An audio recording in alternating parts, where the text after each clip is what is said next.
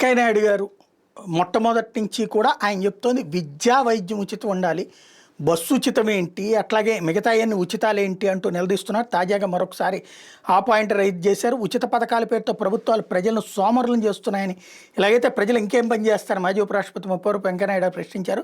సోమవారం గుంటూరు జిల్లా వట్టిచేరుకూరు మండలం పొల్లడిగుంటలోని రైతు నేస్తం ఫౌండేషన్ 10వ వార్షికోత్సవ వేడుకలో పాల్గొన్నారు. ఈ సందర్భంగా మాట్లాడుతూ తెలుగు రాష్ట్రాల్లోనే కాకుండా దేశవ్యాప్తంగా కొందరు ముఖ్యమంత్రులు లక్షల కోట్లు అప్పులు చేస్తున్నారని, వాటిని చివరికి తీర్చాల్సింది ప్రజలేనన్నారు.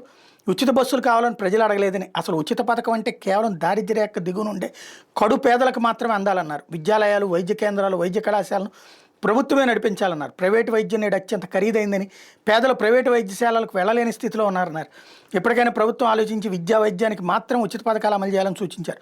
లక్షల కోట్ల అప్పులు చేసి ప్రజలకు పప్పుకూడు పెట్టాల్సిన అవసరం లేదన్నారు. విద్యా వైద్యం మాత్రం ఉచితంగా ఇస్తేనే ప్రభుత్వం ప్రజల కోసం పనిచేసినట్టు అవుతుందన్నారు.